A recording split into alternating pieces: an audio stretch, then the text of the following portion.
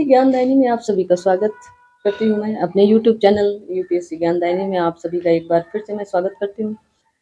आज फिर मैं पर्यावरण से संबंधित ही कुछ महत्वपूर्ण प्रश्न लेकर आई हूँ। आज का वीडियो थोड़ी लेट से पहुँच रहा है क्योंकि मेरा आज एग्ज़ाम था, तो इस वजह से मैं लेट हो गया मुझे, क्योंकि एग्ज़ाम देने गए फिर वहाँ से आए तब अब मैं वीडियो बना रही हूँ। तो थोड़ा सा मैनेज कर लीजिएगा 2-3 दिन तक, क्योंकि 3 दिन तक मेरा बीएड का एग्ज़ाम रहेगा। इस वजह से थोड़ा हो सकता है टाइम से वीडियो ना आ पाए, इधर उधर समय हो जाए, पर मैं कोशिश करूंगी कि समय से ही वीडियो दिया जाए। एक पर्टिकुलर समय हो कि 12 बजे 1 बजे। और आप लोगों को थोड़ा सा डिस्टर्ब भी हो रहा है क्योंकि मेरे बगल में एक कुत्ता है, वो इतना भौंक रहा है, उसको इतना डांट के भी आए फिर भी। घर में हो सकता है बूढ़े बुजुर्गों को लोग ना पालें, लेकिन कुत्ता और कुत्ती जरूर पालते हैं। इतना उनको ये दिखाने का शौक होता है कि हम कुत्ता पाल लिए तो बहुत बड़े इंसान हो गए। चलिए, किसी को कुछ कहने से कोई फर्क नहीं है, अगर हम उनको कुछ कहेंगे भी तब भी उनके अंदर कोई फर्क नहीं पड़ेगा, क्योंकि उन्हें तो यही लगेगा कि मैं उनके विषय में ही कुछ गलत कहूंगी, पर ऐसा कुछ नहीं है। जैसे आप देख रहे हैं स्क्रीन पर, पहला प्रश्न है, रेड डाटा बुक का प्रकाशन किसके द्वारा किया जाता है? तो रेड डाटा बुक का प्रकाशन लगभग, ये जानने वाली ही बातें हैं, लगभग जो भी तैयारी कर रहे हैं लगभग सभी लोग जानते ही होंगे। ये छोटी छोटी बातें हैं, मतलब सबको जानकारी में ही रहती हैं। तो IUCN के द्वारा इसे प्रकाशित किया जाता है। तो किसके प्रकाशन के द्वारा किया जाता है? तो IUCN के द्वारा किया जाता है। IUCN जो है वो एक अंतरराष्ट्रीय संगठन है जो प्राकृतिक संरक्षण एवं प्राकृतिक संशोधन के तहत प्रयोग के क्षेत्र में कार्यरत है। तो मोटा मोटा ऐसे ही समझ सकते हैं। IUCN द्वारा प्रकाशित रेड डाटा बुक में विलुप्त के कगार पर खड़े संकटग्रस्त पौधों और पशु पक्षियों की सूचियां सम्मिलित की जाती हैं। अतः विलुप्त होने वाली प्रजातियों की सूचीबद्धता रेड बुक में रहती है। जो भी मतलब वर्तमान में कि कौन सी प्रजाति अभी विलुप्त हुई है कि नहीं हुई है, तो ऐसा सब कुछ रेड डाटा बुक में दिया रहता है। तो IUCN का जैसे फुल फॉर्म आप लिख सकते हैं, कभी कभी पूछा जा सकता है, तो इसलिए मैं बता रही हूँ। थोड़ा सा मैं यहाँ ये वाला पेन ले लेती हूँ। तो आइए आगे देखते हैं थोड़ा सा। IUCN का फुल फॉर्म क्या होगा? तो यहाँ पर होगा इंटरनेशनल। तो आप ऐसे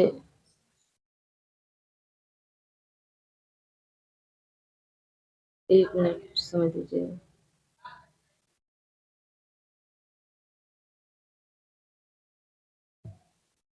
IUCN है वो, ठीक है, क्योंकि अभी एक्चुअली हाथ से लिख रहे हैं तो बन नहीं पाता है। तो आप लिख सकते हैं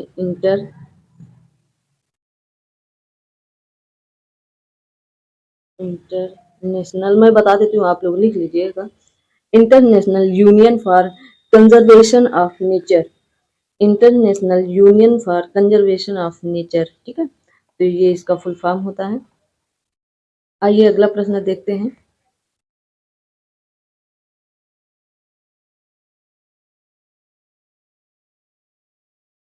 अगला प्रश्न है कि विलुप्त होने वाली प्रजातियों की सूचीबद्धता होती है। तो जैसे आप उत्तर देख ही रहे हैं कि रेड डाटा बुक में होती है। मैंने अभी जस्ट बताया है कि जितने भी पशु पक्षी या कुछ भी प्रजातियां विलुप्त होंगी तो वो रेड डाटा बुक के अंतर्गत ही आती है। IUCN का मैंने फुल फॉर्म भी बता दिया है, international union for conservation of nature द्वारा किया जाता है। IUCN की स्थापना सन 1964 ईस्वी में की गई थी। इसके तहत उन प्रजातियों को रखा जाता है जिन पर विलुप्त होने का खतरा मंडरा रहा होता है, इसीलिए उनको रेड डाटा, मतलब कोई भी चीज जब खतरा होता है तो उसे रेड डाटा या रेड से प्रकाशित किया जाता है कि इस पर ध्यान दिया जाए। आइए अगला प्रश्न देखते हैं। अगला प्रश्न है, रेड डाटा बुक का संबंध है किससे है? तो रेड डाटा बुक का संबंध विलुप्त के संकट से ग्रस्त जीव जंतुओं से है। तो जाहिर सी बात है, विलुप्त होने वाले जो जीव जंतु या कुछ प्रजातियां ऐसी होती हैं तो उन्हीं के संबंध में रेड डाटा बुक लाया जाता है। मैं आप सबसे मतलब, ये आप लोग मत सोचिएगा कि ये प्रश्न इंपॉर्टेंट नहीं, इसी तरह के प्रश्न RO PCS आप देख सकते हैं। ये सारे प्रश्न मैं PCS या RO में पूछे वही लाती हूँ, ताकि आप लोग संतुष्ट रहें कि ऐसे ही प्रश्न पूछे जाते हैं। इन्हीं की शब्दावलियों को थोड़ा सा ऊपर नीचे कर दिया जाता है ताकि विद्यार्थी प्रश्न को समझने में थोड़ा सा इधर उधर हो गया तो उसका उत्तर इधर उधर हो जाएगा। जैसे कि आप लोगों को एक और जानकारी देनी कि आज यूपीपीसीएस प्री 2022 का रिजल्ट आने वाला है। जितने भी विद्यार्थी यूपीपीसीएस 2022 का पेपर दिए थे वो आज रात में लगभग 8 से 8:30 के बीच में रिजल्ट आ जाएगा। तो आप लोग अपना चेक करके कमेंट जरूर करिएगा कि मेंस के लिए कौन कौन रेडी हो गया है। ये वाला प्रश्न देखते हैं। निम्नलिखित में से कौन सा एक प्राणी समूह संकटापन्न प्रजातियों के समवर्ग के अंतर्गत आता है? तो जैसा कि आप शायद उत्तर इसमें लगा ही है क्योंकि मैं पहले से पढ़ चुकी हूँ बुक। तो महान भारतीय सारंग, कस्तूरी मृग, लाल पांडा और एशियाई वन्य गधा। तो इसका मतलब जून, मैं इसका मतलब समझा देती हूँ कि आप लोग समझ जाए। जून 2012 में IUCN द्वारा वर्ष 2012 की संकटग्रस्त प्रजातियों की रेड डाटा सूची जारी की जाए, जिसमें भारत में पाई जाने वाली जातियों की 15 प्रजातियों को अति संकटग्रस्त श्रेणी में शामिल किया गया है। ठीक है, इस सूची में सोन चिड़ैया, पहले होती थी ना सोन चिड़ैया, या महान भारतीय सारंग, साइबेरियन सारस और सेलेटी टिटिहरी, जो टिटिहरी होती है ना गांव में टिटिहरी जो जल में चलती है टिटिहरी, अति संकटग्रस्त श्रेणी में, कस्तूरी मृग संकटग्रस्त श्रेणी में और एशियाई वन्य गधा संकट के नजदीक श्रेणी में, जबकि लाल पांडा संकटग्रस्त श्रेणी में शामिल है। ठीक है, तो आप इसका उत्तर ए होगा। अगला प्रश्न देखते हैं। निम्नलिखित भारतीय पक्षियों में कौन सा अत्यधिक संकटापन्न किस्म है? तो यहाँ पर आप उत्तर बताइए। Golden, great Indian bustard, Indian fantail pigeon, Indian sunbird. तो आप यहाँ उत्तर बता सकते हैं कौन सा होगा। तो यहाँ पर उत्तर मैंने अभी इसकी व्याख्या ऊपर वाले ही प्रश्न में की थी, तो इसलिए ग्रेट इंडियन बस्टर्ड इसका सही उत्तर होगा। अगला प्रश्न देखते हैं। किसी प्रजाति को विलुप्त माना जा सकता है जब वह अपने प्राकृतिक आवास में देखी नहीं गई हो। कितने वर्ष तक लगभग नहीं देखी गई हो? अगर हम अपने घर में 10 साल 20 साल, अगर हम 10 साल भी ना दिखे ना, इंसान की इतनी औकात नहीं है कि मतलब 50 साल ना दिखे तभी जाके वो मतलब मानी जाएगी विलुप्त हो गया है। तो 10 साल भी नहीं दिखेगा ना, यहाँ तक कि आजकल का तो जमाना ऐसा है कि 50 साल 50 दिन भी नहीं दिखे ना तो यही मानेंगे कि अरे कहीं चला गया, विलुप्त हो गया है। लेकिन पशु पक्षियों में अभी तक भी ऐसा है कि अगर 50 वर्ष तक वो नहीं दिखते हैं तब इन्हें माना जाता है कि ये विलुप्त हो गए हैं, क्योंकि संसार में इतने पशु पक्षी हैं कई प्रकार के, जो हमारे देश में अदर देश में भी हैं। तो इस वजह से इन प्रजातियों को या जातियों को मतलब 50 वर्ष समय दिया जाता है कि 50 वर्ष तक अगर वो कहीं नहीं दिखते, अगर वो कहीं आसपास भी दिखते हैं तो उनका संरक्षण किया जाता है, उनकी देखभाल की जाती है और उन्हें मतलब और आगे बढ़ाने का प्रयास किया जाता है। अगला प्रश्न देखते हैं। कौन सी ड्रग, जो दवा होती है, जैसे समझिए दवा या ड्रग, गिद्धों के समिष्ट मतलब समाप्त होने में हास के लिए उत्तरदायी है। मतलब समाप्त होने की जो विनाशकारी कहते हैं ना, विनाश हो रहा है गिद्धों का। तो आजकल तो गिद्ध बहुत रेयर केस में दिखते, नहीं तो तब गांव वगैरह में देखिए गिद्ध मतलब दिखते थे। कहीं भी कुछ भी जरा सा अगर कोई पशु मर गया है तो वहां पर गिद्ध ही गिद्ध इकट्ठा हो जाते थे। लेकिन उन्हीं पशुओं के कारण, जिन पशुओं के खाने के लिए मतलब उन्हें सफाई का मतलब सफाई के लिए उन्हें कहा जाता है कि जैसे घर दरवाजे की घर द्वार की लोग सफाई करने वो आती हैं, कुछ महिलाएं आती थी पहले, तो उसी तरह मतलब आस पड़ोस कुछ भी जीव जंतु अगर मर गया है तो गिद्ध उन्हें साफ कर जाते थे एकदम, वहां कुछ दिखाई नहीं देता था। तो ये किस कारण से इतना मतलब उनके प्रभाव पड़ रहा है कि वो खत्म हो रहे हैं और विलुप्त भी हो रहे हैं, कुछ रह ही नहीं गया गिद्धों के प्रति। तो उसका हम लोग जो जानवरों को दर्दनाशक दवा देते हैं वही है डिक्लोफिनेक सोडियम। बहुत इंपॉर्टेंट क्वेश्चन है। अब आप कहेंगे इंपॉर्टेंट क्यों है? क्योंकि ये अक्सर पूछा जाता है प्रश्न में कि किस कारण से गिद्धों में मतलब विनाश हो रहा है या संकटपन उत्पन्न हो रहा है, तो डेक्लोफिन सोडियम के कारण हो रहा है। और डेक्लोफिन सोडियम हम लोग जानवरों को देते हैं, दर्द निवारक ये दवा है। जब भी जीव जंतु को दर्द होता है तो हम लोग डेक्लोफिन का उपयोग करते हैं। ठीक है, अगला प्रश्न देखते हैं। भारत में गिद्धों की तेजी से घटती जनसंख्या का मुख्य कारण है। तो भारत में गिद्धों की अगर जैसे मैं बता दूं तो यहाँ पर यही होगा कि डेक्लोफिनेक दवा का अत्यधिक प्रयोग। तो इसका डेक्लोफिनेक सोडियम एक साधारण सी दर्द निवारक दवा है जिसका उपयोग किसानों द्वारा पशुओं के लिए दर्द निवारक के रूप में बुखार के इलाज में किया जाता है। दरअसल जब डेक्लोफिनेक सोडियम के उपयोग के दौरान पशु मर जाता है और उसी मरे हुए पशु का मांस गिद्ध एक बार भी खा लेता है तो 30 दिन के भीतर उसकी मृत्यु हो जाती है। इस दवा के कुप्रभाव का अंदाजा इससे लगाया जा सकता है कि पिछले 10 वर्षों के भीतर भारत, नेपाल और पाकिस्तान में लगभग 8.50 करोड़ गिद्धों की मौत हो चुकी है। मतलब ये मैं नहीं बता रही हूँ, ये व्याख्या बता रही है, जहाँ से मैं पढ़ाती हूँ वहां से, मतलब जहाँ से मैं पढ़ती हूँ वहीं से मैं आपको पढ़ाती हूँ। तो ये व्याख्या बता रही है कि भारत, नेपाल, पाकिस्तान में लगभग 10 वर्षों में 8, अब मोटा मोटा 8.5 करोड़ गिद्धों की मृत्यु हो चुकी है। तो इससे अंदाजा लगाया गया है कि कैसे हुई है। तो जब उन्हें मतलब चेक किया गया होगा तो उन पर यही दवा पाई जाती है, इसका मतलब डिक्लोफिनेक सोडियम दवा पाई जाती है। पशुओं को दिए जाने वाला कौन सा दर्द निवारक भारत में गिद्धों के लगभग विलुप्त होने के लिए उत्तरदायी है? तो इस तरह से प्रश्न बार बार घुमा घुमा के पूछेगा आपसे, तो आप घबराइए मत। मैं जो भी कंटेंट आप लोगों को उपलब्ध करा रही हूँ या जो भी मैं दे रही हूँ आप लोगों को, वो बेस्ट ही दे रही हूँ। मैं खुद यही पढ़ती हूँ और यही पढ़कर पेपर निकल रहे हैं, और मैं यही प्रयास करूंगी कि आप लोगों को भी अच्छा से अच्छा ये कंटेंट दिया जाए। अगला प्रश्न देखते हैं। भारत में गिद्धों की कमी का अत्यधिक प्रमुख कारण है, तो जानवरों को दर्द निवारक दवा देने के कारण। आप इसे ऐसे याद कर सकते हैं, क्योंकि ये देख लिए बार बार कई बार ये प्रश्न पूछा जा चुका है। अगला प्रश्न। मॉरिशस में एक वृक्ष प्रजाति प्रजनन में असफल हो रही है, तो वो कौन सी है? तो मॉरिशस में टब, ऐसे लिख देते हैं, ये जो मॉरिशस है, मॉरिशस में एक, यहाँ पर उत्तर तो आपका डोडो हो जाएगा, लेकिन मॉरिशस में एक टबला कोक, टम्बा टम्बा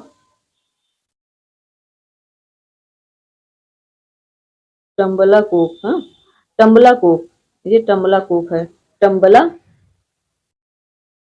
टम्बला कोक, ठीक है।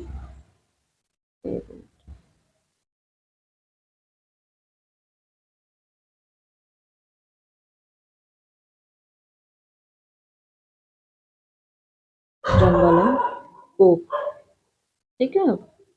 आप लोग कंफ्यूज ना। टम्बला कोक, जिसे डोडो वृक्ष के नाम से भी जाना जाता है, डोडो पक्षी के विलुप्त होने के कारण प्रजनन में असफल रहा है, जिसकी वजह से ये भी लगभग विलुप्त हो रहा है। अब ये विलुप्त क्यों हो रहा है, जैसे मैं आपको बताती हूँ इसका एक कारण, कि जैसे बताया जाता है कि जो डोडो पक्षी रहा है, तो ये डोडो वृक्ष भी है, जैसे यहाँ वृक्ष की प्रजाति दी गई है, तो ये एक पक्षी भी था। तो पक्षी इस डोडो वृक्ष के जो फल होते थे, पुष्प या फल, तो पुष्प या फल के फल खाता था, और फल खाने से जब वो मल मूत्र करता था, तो वो बीज जहां जहां जहां वो जाता था, तो जैसे मल मूत्र किया तो बीज आते थे, उस बीज से ये वृक्ष होते थे, दो दो वृक्ष। क्योंकि मेरे सर यही बताए हैं, तो मैं भी यही बता रही हूँ कि वो जो पक्षी था उसी के कारण ये डोडो वृक्ष भी होता था, और वो डोडो पक्षी अब मतलब संकटापन की स्थिति में आ, तो ये वृक्ष भी अब संकटापन की स्थिति में आ गए हैं। आइए अगला प्रश्न देखते हैं। भारतीय वन्य जीवन के संदर्भ में उड्डयन, फाल्गुन या फ्लाइंग फॉक्स निम्नलिखित में से क्या है? तो जैसे यहाँ पर आप देख रहे हैं कि भारतीय जीवन के संदर्भ में उड्डयन, मतलब जो उड़ रहा हो, ऊपर की ओर उड़ रहा है। उड्डयन का मतलब जानते हैं ना, जैसे उड्डयन, तो हम लोग उड्डयन में ही कहते हैं ना, जैसे जहाँ पर एरोप्लेन, जहाज, ये वो होता है, तो उड्डयन मंत्रालय की उनको उड्डयन मंत्रालय, तो उड्डयन, फाल्गुन, मतलब और आगे दिया ही है फ्लाइंग फॉक्स, तो यहाँ पर इसका उत्तर चमगादड़ है। चमगादड़ को लगभग सभी लोग जानते हैं कि फ्लाइंग फॉक्स कहते हैं। तो इंडियन फ्लाइंग फॉक्स चमगादड़ों की एक प्रजाति है, जो बांग्लादेश, चीन, भारत, मालदीव, नेपाल, पाकिस्तान और श्रीलंका में पाई जाती है। इसे ग्रेटर इंडियन फ्रूट बैट के नाम से भी जाना जाता है। इसे ग्रेटर इंडियन फ्रूट बैट के नाम से भी जाना जाता है, ठीक है। अगला प्रश्न देखते हैं। ये मैं प्रश्न लेना नहीं चाह रही थी, लेकिन फिर मैंने सोचा चलिए ले लेते हैं। जो डुगोंग नामक समुद्री जीव, जो कि विलोपन की कगार पर है, विलोपन की कगार पर क्यों है या क्या है, तो इसको बताइए। तो ये एक आईएएस में पूछा गया था, तो फिर इसलिए मैं ले ली कि चलिए ले लेते हैं। तो ये स्तनधारी मैमल्स हैं, ठीक है। अब डुगोंग एक विशाल समुद्री स्तनधारी है, जो विलोपापन के या विलोपन की कगार पर है। साधारण सिंपल भाषा में समझिए। और रामसर सम्मेलन संरक्षण से संबंधित था। अब इसका उत्तर आप लोग दे सकते हैं कि रामसर सम्मेलन किससे संबंधित था? जैव ईंधन से, वनों के, नम भूमि के या शुष्क भूमि के? तो जिन लोगों को पता है वो ऑप्शन सी उत्तर करेंगे कि वन भूमि के। तो रामसर सम्मेलन आर्द्र भूमियों के संरक्षण से संबंधित रामसर ईरान में अवस्थित नगर है। 2 फरवरी 1971 में यही हुई बैठक के बाद इस कन्वेंशन की नींव पड़ी तथा वर्ष 1975 में पूर्णतः क्रियान्वित हुआ। रामसर में हुई बैठक के कारण ही इसे रामसर कन्वेंशन के नाम से जाना जाता है। तो इसका जो अगला वाला प्रश्न है लगभग वो आप लोगों को पता चल ही गया है। तो आइए देखते हैं कि वेटलैंड दिवस कब मनाया जाता है। अब इसको हिंदी में वेटलैंड दिवस को रामसर स्थल कहते हैं या आर्द्र भूमि भी कहते हैं। हाँ सॉरी, आर्द्र भूमि दिवस। आर्द्र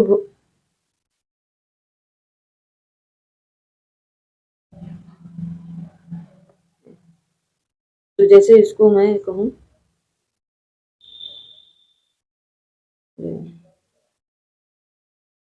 अरे मृतक नहीं जी, जैसे यहाँ पर वेटलैंड दिवस को आर्द्र भूमि के नाम से जाना। तो विश्व आर्द्र भूमि दिवस प्रत्येक वर्ष 2 फरवरी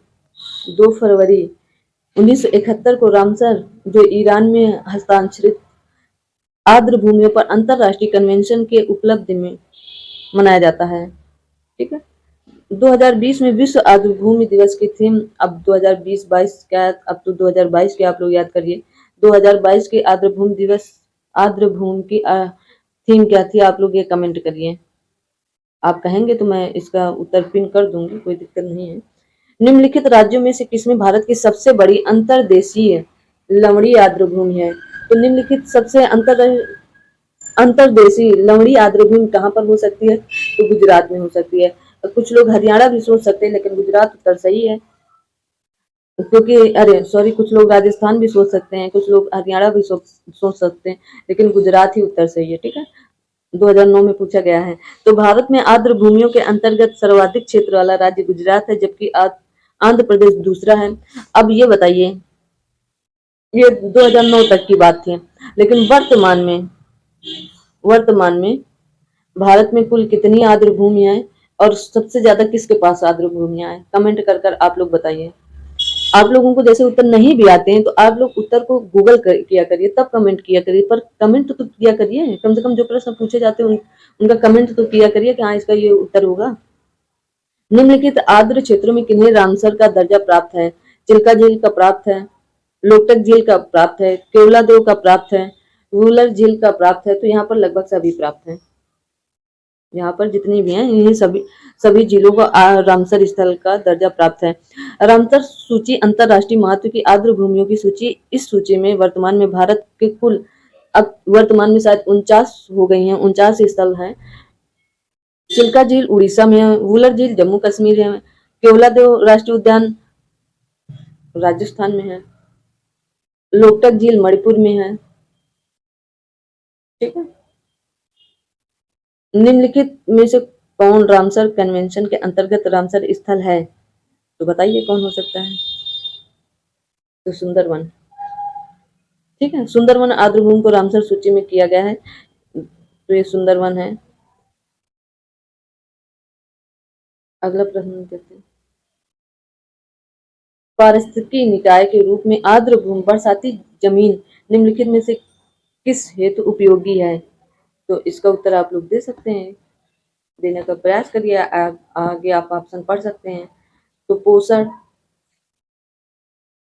2000 पीसीएस 2012 में पूछा गया है ये क्वेश्चन। तो पोषक पुनर्प्राप्ति एक चक्रण हेतु है, पौधों द्वारा अवशोषण के माध्यम से भारी धातुओं को अवमुक्त करने हेतु है, जो तलछट या तलछल रोग, तलछट जो है तलछट रोग का नदियों का जो गादीकरण कम करने हेतु उपयुक्त सभी है। यहाँ पर उत्तर उपयुक्त सभी हैं। ये प्रश्न इतने इंपॉर्टेंट हैं कि आप लोग इन्हें देखकर समझ सकते हैं कि हाँ ये इंपॉर्टेंट है। भारतीय संसद द्वारा जैव विविधता अधिनियम पारित किया गया है। भारतीय संसद द्वारा जैव विविधता, तो हमें एक सर थे जो शायद हम बहुत पहले से, ये प्रश्न कभी गलत नहीं हो पाता है, वो कहते थे ऐसे जैव लिखो। अगला पेज लेते हैं। बोले ऐसे जैव लिख लो, और ये जो जब विविधता लिखते हो, विविधता, ऐसे विविधता लिखते हैं ना, विविधता, तो भी दो प्रकार दो बार आता है, तो इसे दो मानो और फिर इसे भी मानो। तो ये ऐसे भी हो गया, ये ऐसे भी हो गया, बस बीच में 2 जीरो लगा देना है। ठीक है, मैंने जैसे याद किया तो वैसे मैं आपको बता रही हूँ, ताकि आपका भी गलत ना हो कभी। भारत में जैव विविधता अधिनियम किस वर्ष पारित हुआ था? तो आप इसका उत्तर बताइए कि भारत में जैव विविधता अधिनियम कब पारित हुआ है? तो 2002 में ही पारित हुआ था। ठीक, तो जैव विविधता दिवस कब मनाया जाता है, ये भी आप कमेंट करिए। भारतीय राष्ट्रीय जैविक विविधता प्राधिकरण स्थापित किया गया, कहाँ पर किया गया है? एक तो उत्तर दिख रहा है, चेन्नई में ही किया गया था। तो जैव विविधता अधिनियम 2002 के प्रावधानों को कार्यान्वित करने के उद्देश्य से भारतीय राष्ट्रीय जैविक विविधता प्राधिकरण की स्थापना वर्ष 2003 में की गई थी। इसका मुख्यालय चेन्नई, तमिलनाडु में स्थित है। ठीक है, ऐसे भारत सरकार ने नॉर्वे सरकार के साथ मिलकर एक जैविक विविधता नीति एवं कानून के केंद्र की स्थापना की है। वो कौन सी है? तो चेन्नई वाली ही थी। और देखो अभी लेटेस्ट पूछा गया है 2017 वाले मेंस में, अभी जो हुआ था थोड़े दिन पहले। तो आज की क्लास यहीं तक रखते हैं, और मैं आप लोगों को रोज ये थैंक यू प्यारा सा देती हूँ, ताकि आप लोग अपना सपोर्ट बनाए रखें, और ज़्यादा से ज़्यादा कमेंट कोशिश किया करिए कि जो प्रश्न पूछे जाते हैं उनके उत्तर दीजिए।